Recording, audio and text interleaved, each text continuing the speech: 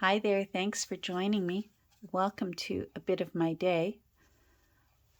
I have changed it, at least for this week, let's try for a couple of weeks. Instead of aiming for 30 minutes here and there, I'll aim for shorter videos more frequently and just check in and let you know what I'm up to on my desk and let you have a peek at the upcoming projects that I have planned. First, let me thank everyone who took the time to go over and watch the flip through for the Children's Hour. Thank you for all your kind comments. That really means a lot to me.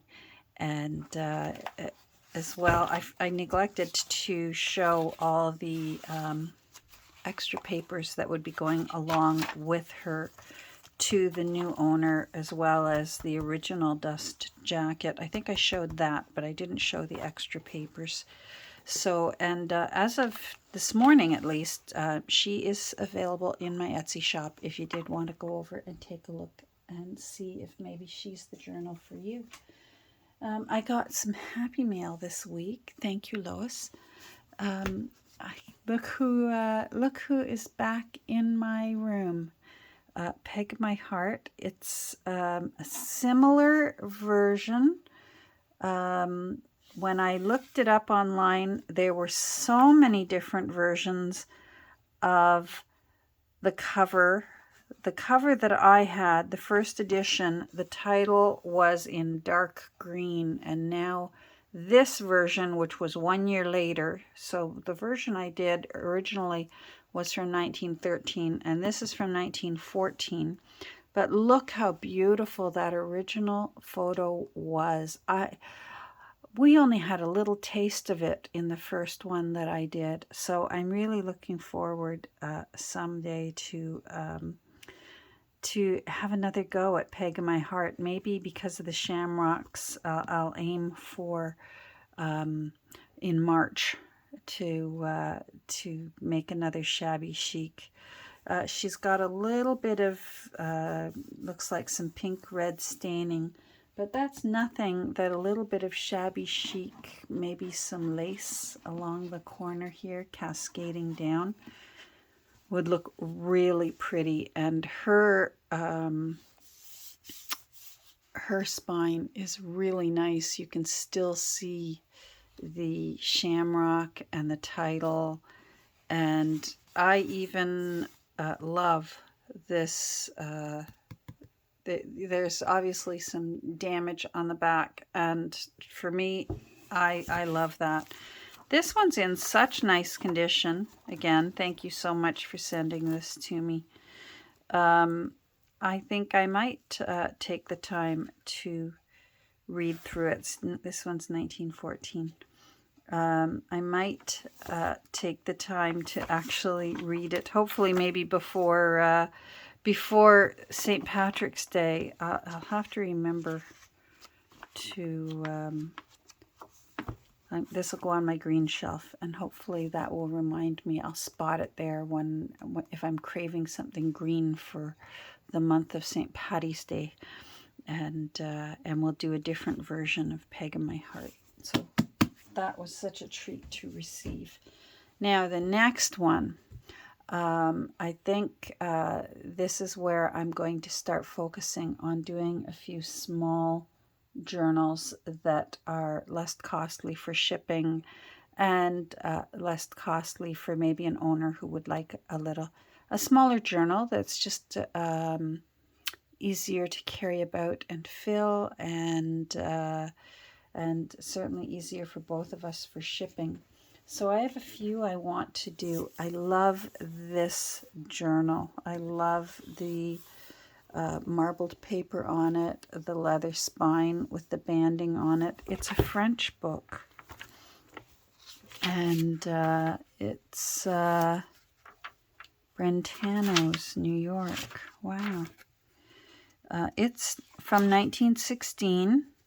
I love that it's French. I'm going to have to find out. Jeune fille. Première partie. I'm going to have to find out what this book is about. And I love how you can see that someone probably enjoyed a nice cozy winter in there. So you can see the whole anyhow, so that's definitely going to be I'm going to start attacking this one this week. Same with this one. Now this one's going to have to be shabby chiced because it is pretty well almost in pieces. There is 2 pieces of thread holding the front cover on. This book is leather.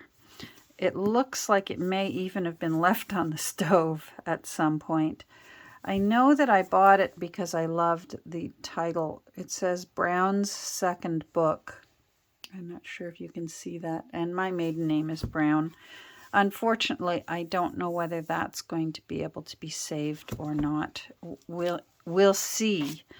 The text block is in horrible, horrible condition. I'm trying to see if I can see the scraped name on it. It's very old, 1846. So English synthology in 3 books, The Constructive Principles of the English Language. So it's a grammar book by James Brown. And it's just fascinating. For the most part, it's fine. The water damage has left it very curvy, as you can see. For a book from 1846, I like that. I like a book with character. This book I'm going to have fun with, putting some metal, some old metal on it, and maybe some lace holding that spine back together again. And I've already gone ahead where there was water damage. I can see it was trying to grow a little bit of mold on the last 4 pages, and I have already treated them with 90% alcohol. So they're fine, and they will be torn off as best I can and then recovered with acetone glue, so they will be fine. Maybe I'm an oddball. Let me know down in the comments if you're a member of the Junk Journal Oddballs Club who just thinks that this is the perfect kind of book to turn into a junk journal. I'm really looking forward to this. It's going to need some help. If you look here, the tops of the head and the foot have just broken right off, which is another reason why I'm going to have to create a whole new spine that's the full length, and then maybe make this into a bookmark to put inside the book to save it.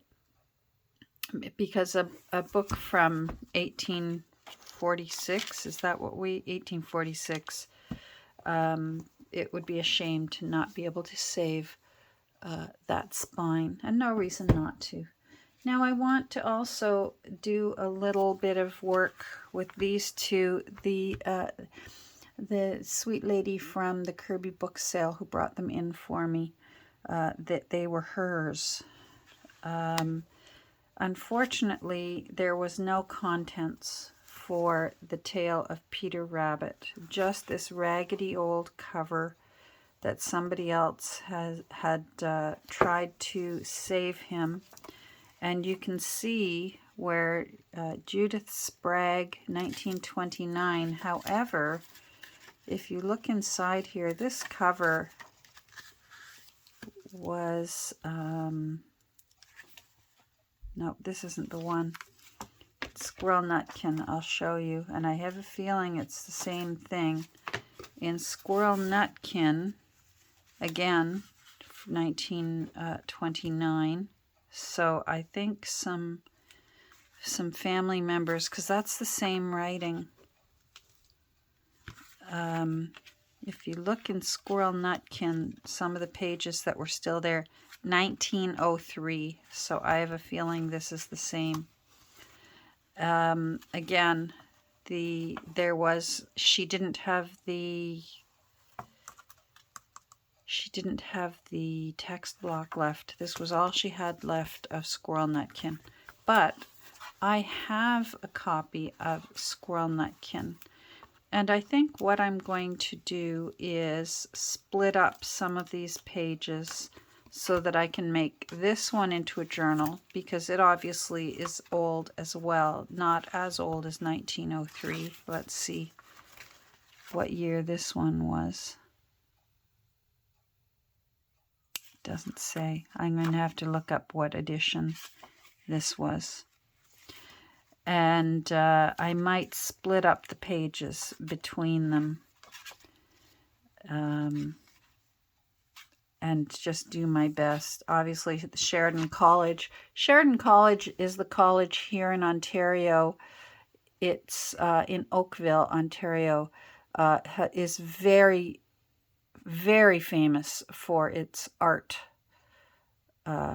courses. A lot of actually the Walt Disney illustrators come from Sheridan College. They like to see that on a resume, that someone applying to be an artist at Disney Studios graduated from Sheridan College. I've taken several courses at Sheridan College, but I never ever did a full.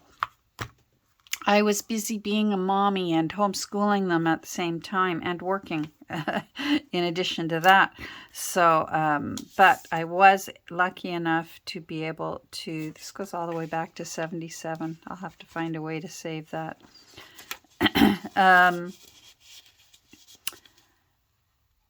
I was lucky enough to take several courses on children's picture book illustration out at Sheridan College, summer courses where I was able to, my children were old enough that the older ones watched the younger ones, and I got on the GO train every day and went out to Oakville, and wow, I was just in heaven.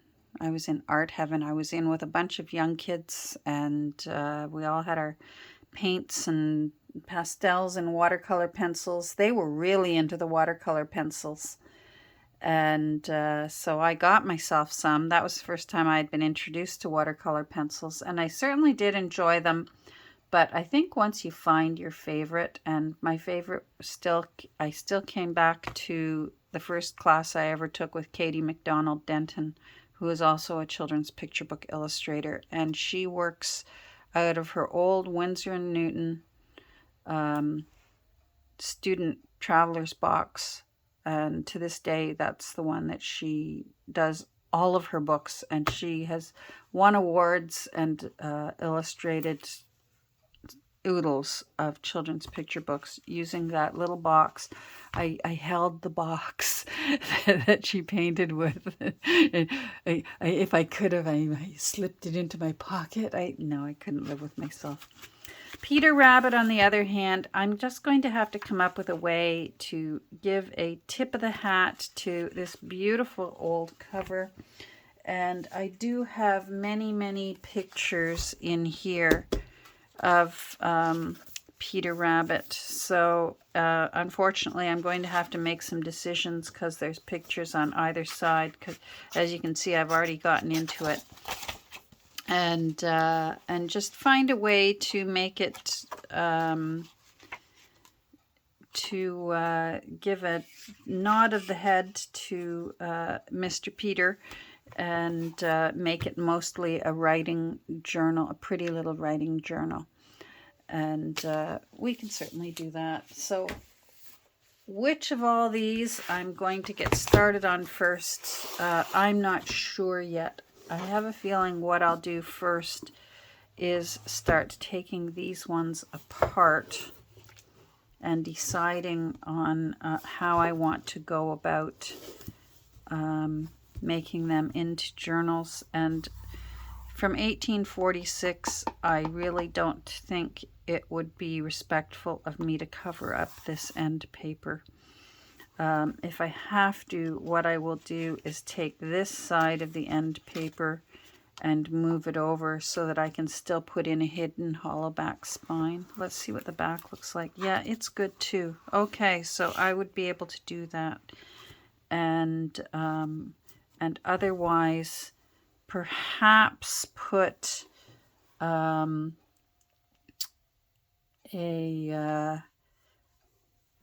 of the little knob pulls that also can be a journal label. I can see one of those right here. I think that would look really nice. And just have this be just a beautiful little plain, simple journal with lots of space for writing.